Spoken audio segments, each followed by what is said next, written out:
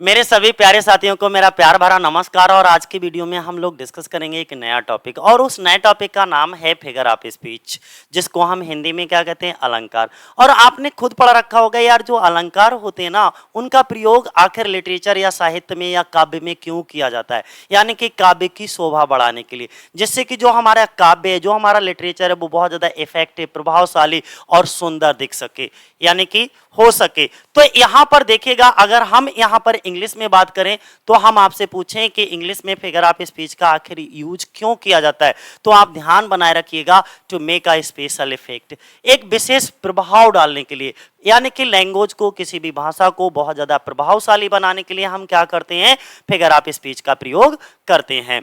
अब कुछ important figure of speech हैं, उनको हम लोग सबसे पहले डिस्कस करेंगे। लगभग ये जो सीरीज रहेगी फिगर ऑफ स्पीच की, उसमें 20 से 25 फिगर ऑफ स्पीच आपको मोस्ट एंड मोस्ट इंपॉर्टेंट, जो हमारे टीजीटी, पीजीटी, एलटी या मान लीजिए केबीएस, जितने भी हमारे लिटरेचर के एग्जाम होते हैं, ठीक है, टीचिंग एग्जाम, उन सभी में ये हमारे बेनिफिशियल होंगे, इंपॉर्टेंट होंगे। तो जरा ध्यान से समझिएगा चीजों को एक एक करके। सबसे पहले हम ये 7 types of figure of speech को डिस्कस कर लेते हैं। वो 7 प्रकार के फिगर ऑफ स्पीच कौन कौन से हैं, जरा यहां पर देख लीजिएगा। इसके बाद बाकी सभी एक एक करके हम लोग डिस्कस करेंगे, बस आप लोग इन्हें समझते रहिएगा। सबसे पहला अगर हम बात करते हैं तो सिमली की बात करेंगे। सिमली है हमारा, दूसरा मेटाफर है, पर्सोनिफिकेशन है, अपोस्ट्रोफी है, हाइपरबोल, या कहीं कहीं पर इसे हम हाइपरबोली भी बोलते हैं, ठीक है। तो जैसा तुम्हें सुटेबल और अच्छा लगे वैसा बोल लीजिएगा, हमारा तो प्रोनाउंसिएशन वैसे भी अच्छा नहीं है, बस आप यहां पर लिख करके हम कुछ भी बोलें आप समझ जाइए, ठीक है। ओनोमाटोपोइया अगला, और नेक्स्ट हम बात करेंगे तो किसकी बात करेंगे, ऑक्सीमोरन की बात करेंगे, ठीक है। तो ये हमारे कुछ 7 type of figure of speech हैं, इनको एक बार प्यार से देख लीजिएगा, एक एक करके बेहतरीन तरीके से डिस्कस भी करूंगा। सबसे पहले हम सिमली बताएंगे और फिर इसके बाद आप फिगर ऑफ स्पीच को भूल करके दिखाइएगा, कभी नहीं भूल पाओगे भाई, देख लेना, ठीक है।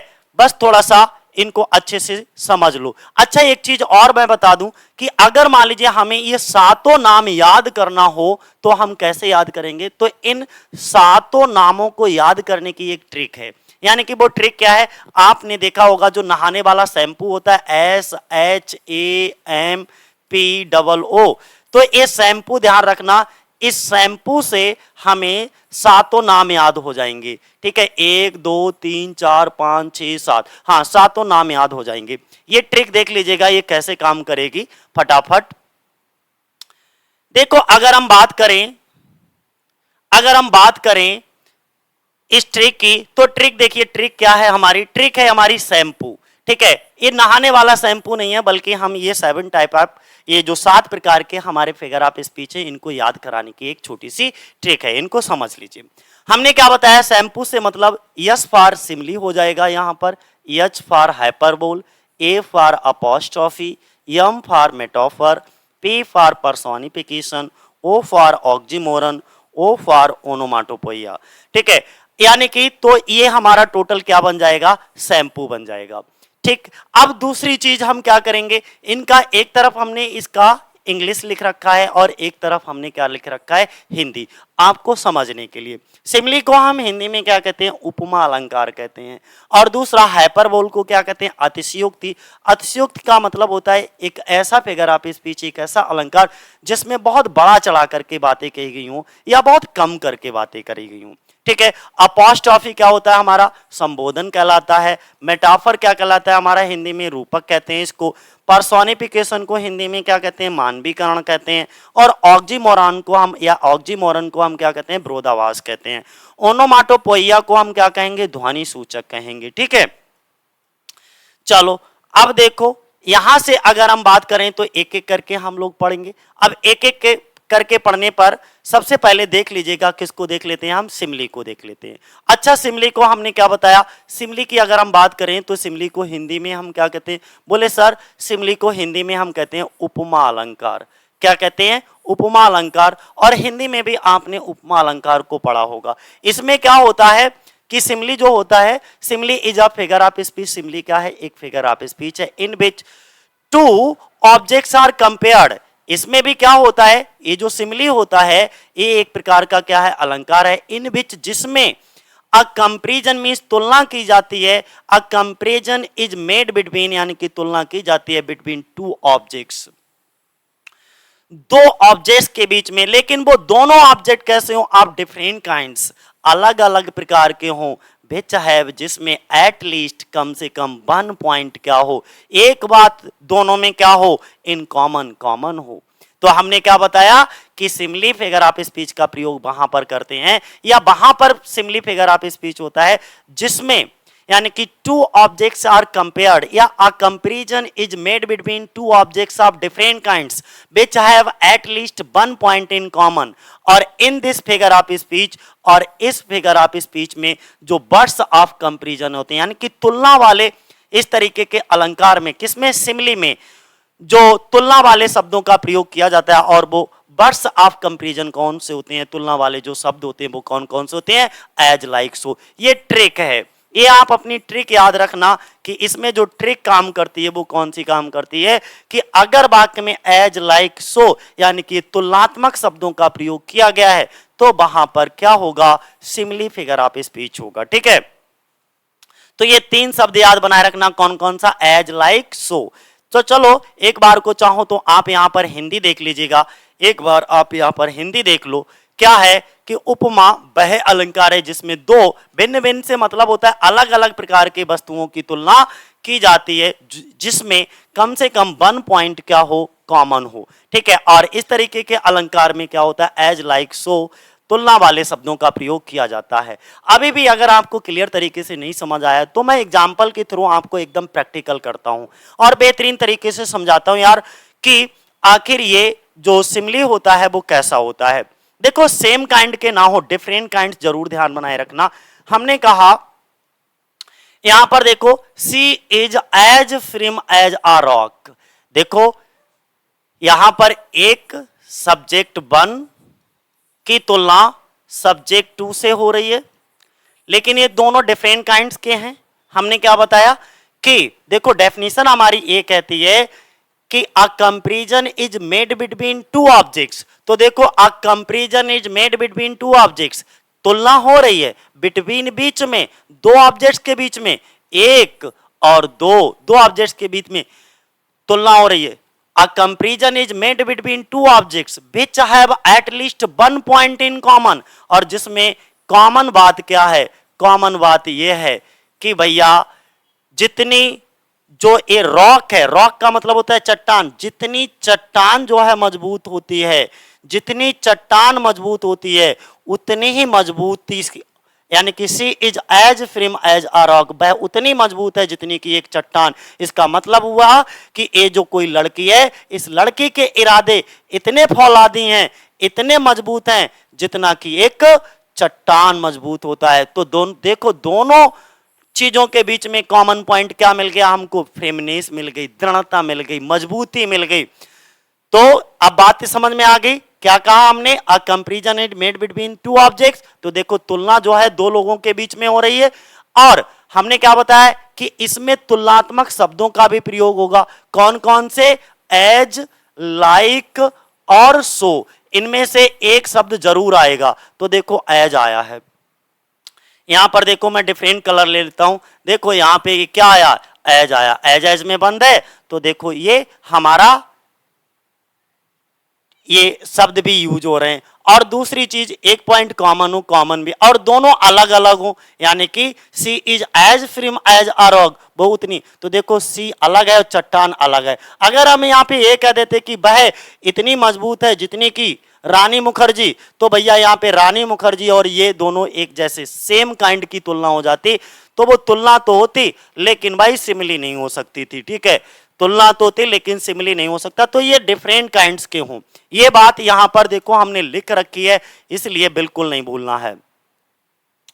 उन्होंने कहा कि तुलना तो होना चाहिए, कंपैरिजन तो दो चीजों के बीच में होना चाहिए भैया, यानी कि लेकिन वो तुलना किसके, डिफरेंट काइंड्स हो, अलग अलग दोनों चीजें वो अलग अलग तरीके की हो। जैसे हमने कहा यार तुम तो एकदम अमिताभ बच्चन की तरह लंबे हो, तो इसका मतलब ये तुलना तो है लेकिन ये सिमिली नहीं है। हाँ, हम ये कह देते यार तुम तो बिल्कुल एकदम जिराफ की तरह लंबे हो, तो देखो अलग अलग, मनुष्य अलग हो गया और जिराफ अलग हो गया, ये तुलना, ये आपका सिमिली हो सकता है, लेकिन सेम काइंड नहीं होना चाहिए, डिफरेंट काइंड होना चाहिए। ठीक है, तो comparison made between different kinds, ये बात विशेष ध्यान रखना, और दोनों के बीच में कम से कम एक बात कॉमन भी होना चाहिए, और उसमें यह शब्द भी आना चाहिए, एज लाइक सो। अब देखो हम कई सारे एग्जाम्पल देकर के आगे बढ़ेंगे। देखो ये पीजीटी में आपका पूछा गया है लाइक, देखो शुरुआत में ही भैया लाइक आ गया, बस यही ध्यान दे रहे ना, like patient okay etherised upon a table, ये पीजीटी के 2000 में आया, और ये कहां से लाइन ली गई है, love song of J Alfred Prufrock से ये लाइन ली गई है, और ये टीएस इलियट के द्वारा ये पोइम हमारी लिखी गई है। तो ध्यान बनाए रखना, देखो इसमें कीवर्ड हमको मिल गया, आगे बहुत ज्यादा पढ़ने की जरूरत नहीं, लाइक लगा है तो ये कौन सा होगा हमारा सिमिली फिगर ऑफ स्पीच होगा। और ये जो लाइन है most and most important line है, दी मर्चेंट ऑफ वेनिस की है, और हम लोग पहले इंटर में जब पढ़ा करते थे तो वहां पर ये पोइम भी हुआ करती थी मर्सी करके, मर्सी टाइटल दिया हुआ था। ठीक है, पहली पोइम विलियम शेक्सपियर की होती थी जिसमें एक सोनेट के रूप में 14 लाइनों की लिखी होती थी, वहीं से ये लाइन भी ली गई है, the quality of mercy, the quality of mercy is not strength okay it dropped as the gentle rain from the heaven. तो देखो यहाँ पे कीवर्ड सबसे पहले हम अंडरलाइन कर दें, यहाँ पे एक कीवर्ड आ गया, और कीवर्ड भैया कौन सा है हमारा, कीवर्ड देखो एज आ गया, हमने कहा एज लाइक सो में से एक शब्द मिलेगा। जो क्वालिटी होती, क्वालिटी ऑफ मर्सी होती यानी कि दया की जो भावना होती, दया का जो गुण होता है, is not strength it drop, ये बरसता है बूंद, as gentle rain from the heaven, जिस तरीके से स्वर्ग से बूंद बूंद करके जो है बारिश बरसती है, सेम ये जो दया है ना, दया भी हमारे हृदय से वैसे ही टपकती है जैसे स्वर्ग से आसमान से बारिश टपकती है स्वतः। ये कोई जबरदस्ती का गुण नहीं है कि हमने कहा भैया इस पे दिखाओ तो तुम उस पे दया दिखाना शुरू कर दो, अरे ये तो स्वतः आती है, ऑटोमेटिकली आती है। जिस तरीके से हम आसमान से बरसने के लिए, बूंदों को बरसने के लिए मजबूर नहीं कर सकते, वैसे किसी को भी किसी पर दया दिखाने के लिए भी मजबूर नहीं कर सकते। तो ये मर्चेंट ऑफ वेनिस के जो है एक्ट 4 और सीन 1 की लाइनें हैं, और मुझे इसमें जो है कोर्ट का सीन दिखाया जाता है जिसमें पोर्सिया बहस करती हुई दिखाई जाती है। ठीक है, और किससे, बैसानियों से। तो बैसानियों से वो आग्रह करती है कि भाई इन पर दया दिखाओ, रहम करो। ठीक है, किससे, एंटोनियो पर दया दिखाने के लिए कहती है, तब वो कहती है। चलो फिलहाल आगे देखो दूसरा, अगला, my love is like a red red rose. ये भी जो लाइन ली गई है ये पीजीटी के 2013 में पूछा गया है, और इस पोइम का ही नाम अ रेड रेड रोज है, और ये जो पोइम है रॉबर्ट बर्न के द्वारा लिखी गई है, वहां से इस लाइन को उठाया गया है। देखो सबसे पहले मैंने क्या बताया, इसमें सिमिली है कि नहीं पता कर लो। तो देखो like, as like so, keyword लगा हुआ है। अब ये क्या हुआ, माई लव मेरा प्यार, इज है लाइक की तरह है, अ रेड रेड रोज यानी कि एक लाल लाल गुलाब की तरह। मेरा प्यार भी ना इतना कोमल और इतना लालिमापन है उसके गालों में, जैसे कि वो किसी लाल लाल गुलाब से कम नहीं लगती। तब उसने ये बात कही है। ठीक है, अगला, thy soul was like a star, यहां पर भी देखो लाइक आ गया है। ओके, और ये बहुत इंपॉर्टेंट लाइन है लंदन 1802 जो कि विलियम वर्ड्सवर्थ के द्वारा लिखी गई है कि thy soul was like a star and dwelt part. अगला देखो नेक्स्ट, ये भी, इसमें भी फिगर ऑफ स्पीच कौन सा है, देखो लाइक लगा है तो कौन है भाई, सीधी सी बात है, सिमली है, यानी कि thou hadst a voice whose sound was like a sea. और इसमें जब लाइक, हमने एक ही बात, वो 3 शब्द ध्यान बनाए रखना, एज लाइक सो। ठीक है, ये भी लाइन कहां से ली गई, लंदन 1802 विलियम वर्ड्सवर्थ की। I wander lonely as a cloud, देखो इसमें एज लाइक सो, कीवर्ड हमेशा ध्यान रखो, ये तीनों शब्दों में से एक ना एक शब्द भाई जरूर पूछा जाएगा कीवर्ड के रूप में, एज लाइक सो। और ये कहां से, डैफोडिल से ये लाइन ली गई है, विलियम वर्ड्सवर्थ के द्वारा इसको लिखा गया है।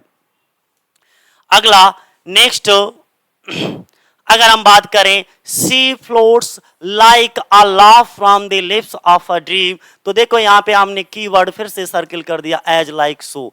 ठीक है, पालनकुन बेवर्स सरोजनी नायडू के द्वारा इस पोएम को लिखा गया है, तो वहां से इस लाइन को उठाया गया है। ठीक है, अगला हम बात करें The Assyrian come down like a wolf on the fold। तो यहां पर देखो like आया, as like so जहां यूज हो जाए तो वहां पर हम किसका जो है सिमिली फिगर ऑफ स्पीच का प्रयोग होता है।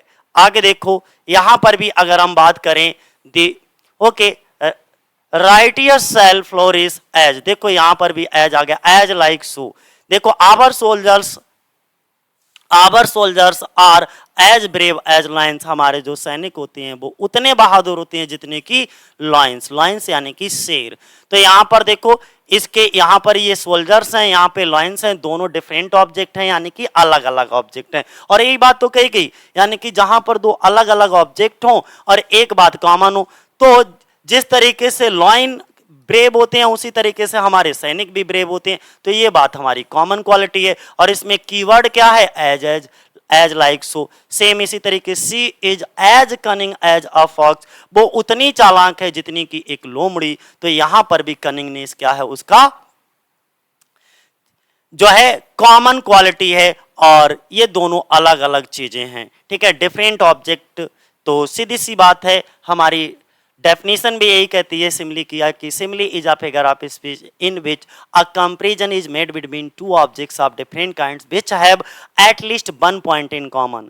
The comparison words as like so, ठीक है, इनका क्या करा जाता है, प्रयोग किया जाता है। तो बस ये चीजें ध्यान बनाए रखना, अपने आप चीजें आपको समझ आ जाएंगी। ठीक है, मेटाफर को हम अभी डिस्कस करेंगे।